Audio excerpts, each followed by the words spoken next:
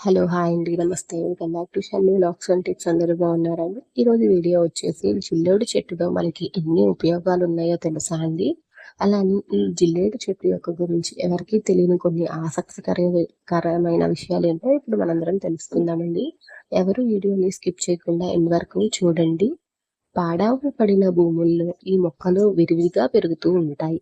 మనం వీటిని ఎక్కువగా పట్టించుకోము, కానీ ఇందులో ఉన్న ఔషధ గుణాలు, ఆరోగ్య ప్రయోజనాలు తెలిస్తే మాత్రం ఆశ్చర్యపోవాల్సింది. ఈ జిల్లేడు పూలను ముఖ్యంగా దేవుడి మెడలో మాలగా వేస్తుంటారు. ముఖ్యంగా ఆంజనేయుడు, గణపతి పూజకు ఎక్కువగా వాడుతుంటారు. అలాగే ఈ జిల్లేడు ఆకులు, వేర్లు, పూలు, విత్తనాలను ఆయుర్వేదంలో ఔషధంగా కూడా వినియోగిస్తారు. ఇందులోని లక్షణాలను, ఔషధ గుణాలు కలిగిన అనేక చెట్లు, మొక్కలు మన చుట్టూనే ఉంటాయి. కొందరు వాటిని ఆరోగ్యానికి మంచిదని భావిస్తారు. కొందరు కొన్ని మొక్కలను ప్రమాదకరమైనవని కూడా భావిస్తారు. అలాగే ఆయుర్వేదంలో జిల్లేడు మొక్కలోని అన్ని భాగాలను ఔషధంగా కూడా వాడతారు. ఇందులోని లక్షణాలతో అనేక రకాల వ్యాధులకు కూడా జిల్లేడు చెట్టు యొక్క చెక్ పెడుతుందని మనందరికీ తెలుసా? ఎవరికైనా తెలియదా? ఈ జిల్లేడు మొక్క మనందరికీ తెలిసిందే. అలానే దీంట్లో ఉన్న ఔషధ గుణాలు, ఈ జిల్లేడు పూలను దేవుడి మెడలో మనం వేస్తూ ఉంటాం కదండి. ఆయుర్వేదం ప్రకారం జిల్లేడులో ఉన్న యాంటీ ఆక్సిడెంట్లు, యాంటీ ఇన్ఫ్లమేటరీ లక్షణాలను, గాయాలను త్వరగా నయం చేస్తాయి. మెత్తగా ఈ జిల్లేడు మొక్కల్ని, పూలని రుబ్బి జిల్లేడు ఆకుల రసాన్ని ఒంటి మీద వాపులపై రాస్తే ఉపశమనం కూడా లభిస్తుందని మన పెద్దవాళ్ళు చెబుతుంటారు. అలానే మధుమేహానికి కూడా ఈ జిల్లేడు మంచి ఔషధంగా కూడా పనిచేస్తుంది. ఈ మొక్కల్లో యాంటీ ఆక్సిడెంట్, యాంటీ ఇన్ఫ్లమేటరీ లక్షణాలు అయితే కలిగి ఉంటాయి. ఈ జిల్లేడు ఆకులతో తలనొప్పి ఇట్టే తగ్గిస్తుంది. ఈ ఆకులని పేస్టుగా చేసుకొని నుదిటి పైన అప్లై చేసుకుంటే తలనొప్పి అనేది తగ్గుతుంది. ఫైల్స్తో బాధపడే వారికి ఈ చెట్టు చాలా ఉపయోగకరంగా కూడా ఉంటుంది. కీళ్ల నొప్పులకు కూడా తగ్గిస్తుంది. ఆకు, పువ్వు రసం మొటిమలు, దురద వంటి చర్మ సమస్యల నుండి కూడా ఉపశమనం కలిగిస్తుంది. ఈ పువ్వులను పేస్ట్గా చేసి చర్మంపై అప్లై చేయటం వల్ల మన మొహం పైన ఉన్న మొటిమలు, దురద అనేక సమస్యలకు కూడా చెక్ పెట్టవచ్చు. లేత జిల్లేడు చిగుళ్లను తాటి బెల్లంతో కలిపి చిన్న చిన్న మాత్రలుగా చేసుకుని ఉదయం సాయంత్రం తీసుకోవటం వల్ల మహిళలకు ఎదురయ్యే పీరియడ్స్ నొప్పుల నుండి కూడా తగ్గుతాయి. జిల్లేడు ఆకు పువ్వు రసాన్ని చెవిలో వేసుకోవటం వల్ల చెవి ఇన్ఫెక్షన్లు, మంట నుండి ఉపశమనం కూడా లభిస్తుంది. చెవి సమస్యలను నయం చేయడంలో కూడా బాగా సహాయపడుతుంది. అయితే ఇది మనం ఒకసారి డాక్టర్ని అయితే సంప్రదించకుండా చేయకూడదు. అలానే ఈ జిల్లేడు పేగులలో ఉండే పుండ్లు తగ్గడానికి కూడా జిల్లేడుని ఉపయోగిస్తారు. నరాల బలహీనతకు, ఆస్తమా, రక్త ప్రసరణ జరిగేందుకు దీనినే ఉపయోగిస్తూ ఉంటారు. ఆస్తమా రోగులకు చాలా ఉపయోగకరంగా పనిచేస్తుంది.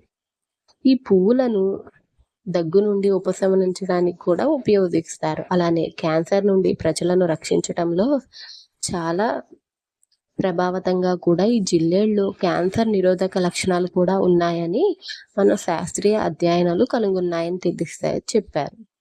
అలానే ఈ జిల్లేడు చెట్లలో 2 రకాల అయితే కలిగి ఉంటాయండి. తెల్ల జిల్లేడును శ్వేతార్కం అంటారు. వృక్ష జాతిలో ఈ తెల్ల జిల్లేడు చాలా విశిష్టమైనది. ఇందులో విషం ఉంటుందని చాలా మంది ఈ మొక్కలకు దూరంగా ఉంటారు. ముఖ్యంగా జిల్లేడు పాలు కళ్ళల్లో పడితే చూపు పోతుందని భయపడతారు. కానీ గమ్మత్తేమిటంటే ఈ మొక్కలో ఉన్న విషంతో ఆయుర్వేదంలో దివ్యమైన ఔషధాలు తయారు చేస్తుంటారు.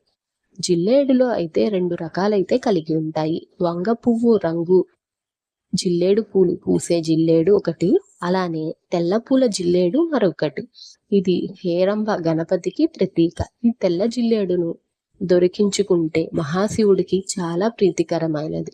అలానే విఘ్నాధిపతులు దయం మన మీద ప్రసాదిస్తుందని తెల్ల జిల్లేడు వేళ్ల మీద గణపతి నివసిస్తా ఉంటాడు.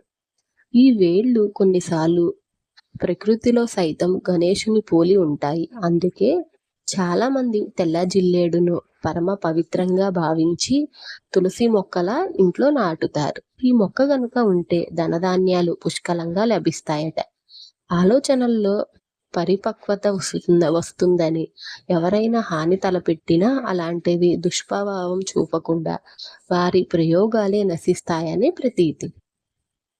చాలామంది ఇళ్లలో జిల్లేడు మొక్కలు ఉండకూడదు అనేది ఒక అపోహ మాత్రమే. నిజానికి తెల్ల జిల్లేడు లేదా వంగపువ్వు అంటే మొక్క ఇంట్లో ఉంటే ఇక వారికి దరిద్రం అంటే ఏమిటో కూడా తెలియదు. జిల్లేడు మొక్కలు అధికంగా ఉన్న ఊళ్ళో పంటలు బాగా పండుతాయంటారు. ఒక్క మాటలో చెప్పాలంటే జిల్లేడు సిరి సంపదలకు చిహ్నం అని నమ్ముతారు. తెల్ల జిల్లేడు వేళ్ళు కనుక గణపతి రూపాన్ని సంతరించుకుంటే అది స్వయంభూ శ్వేతార్ఘ గణపతి అన్నమాట. మరి ఈ శ్వేతార్ఘ రూపాన్ని ఎలా పూజించాలి అనేది సందేహం వస్తుంది మనందరికీ. గణపతికి ఎరుపు రంగు ఇష్టం. ఆససం మీద కుంకుమ వేసి శ్వేతార్ఘ గణపతిని నిలిపి ఎర్ర వస్త్రం కప్పి నైవేద్యం సమర్పించి పగడాలు లేదా ఎర్ర రుద్రాక్షలతో పూజించాలి. మందారం లాంటి ఎర్రటి పూలు, ఎర్ర చందనంతో పూజ చేయాలి.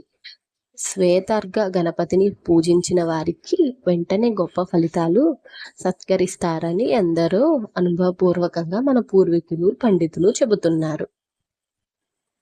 ఇదండి ఈరోజు జిల్లేడు మొక్క గురించి వీడియోలో మనం క్లియర్గా తెలుసుకున్నాం కదండి. ఈ వీడియో కనుక మీకు ఇన్ఫర్మేటివ్గా, అలానే ఈ వీడియో కనుక మీకు నచ్చినట్లయితే మన ఛానల్కి ఎంతో సపోర్ట్ చేసిన వారు అవుతారు. ఒక లైక్ చేయండి, షేర్ చేయండి, కామెంట్ చేయడం మర్చిపోకండి.